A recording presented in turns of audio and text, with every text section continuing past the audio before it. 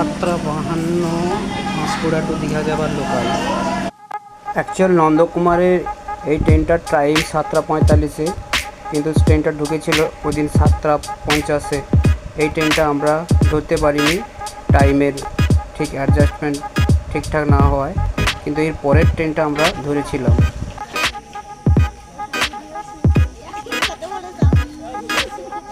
নন্দকুমার পরের ট্রেনের টাইমটা ছিল এরপর 9:15।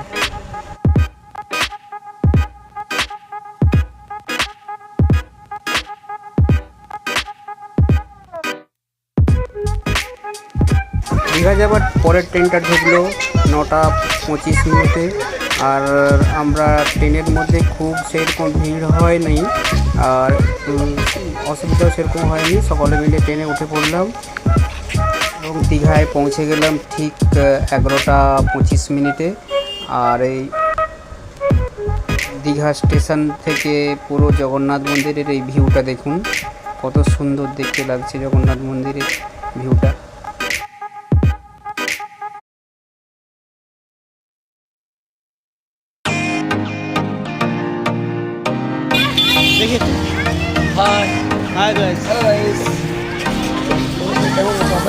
ভালো আছি, আমরা এখন জাহাজবাড়ির দিকে যাচ্ছি। ভালো আছি।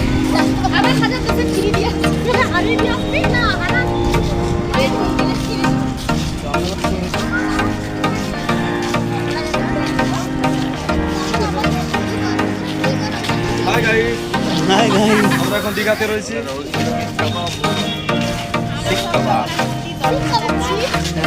আমরা এখন যাচ্ছি জগন্নাথ মন্দির দর্শনে, আর আমরা জাস্ট এখন জাহাজবাড়ির সামনে রয়েছি। আর এখানে সব ভাড়ায় পাওয়া যায় এইসব আসবাবপত্র, এখান থেকে নিতে পারেন গ্যাস।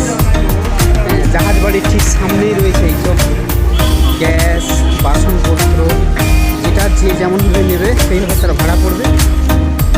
তা আপনাদের অবশ্যই উপকারে লাগবে। স্কিপ জাহাজবাড়ি।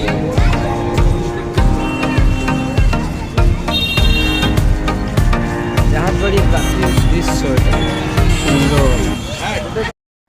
জাহাজবাড়ির সামনে থেকে আমরা একটা টোটো বুক করলাম, আর ওই টোটো বুক করে পার হেড 30 টাকা করে নিল এবং পৌঁছে গেলাম জগন্নাথ মন্দিরের ঠিক সামনে।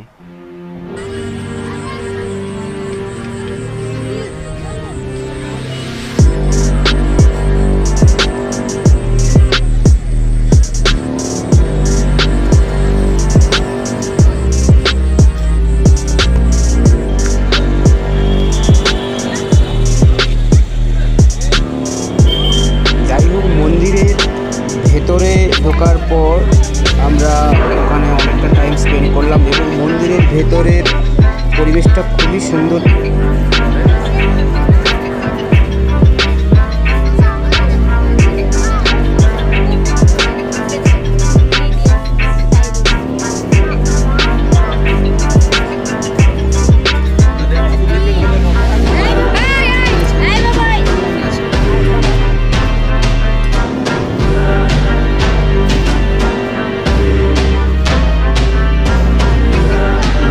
সাধারণত 8টা পর্যন্ত খোলা থাকে, তবুও 8:30 অবধি সময় দেয়।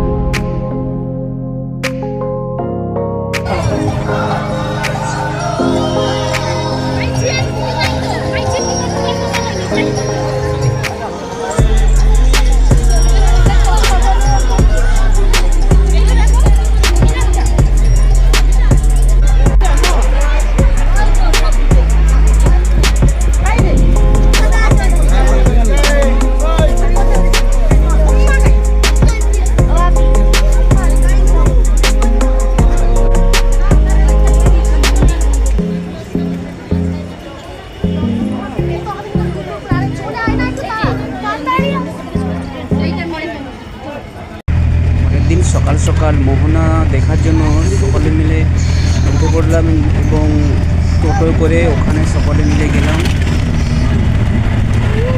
সমুদ্রের পাশ দিয়ে এই রোডটা মেরিন ড্রাইভ রোড, ভিউটা অপূর্ব লাগে।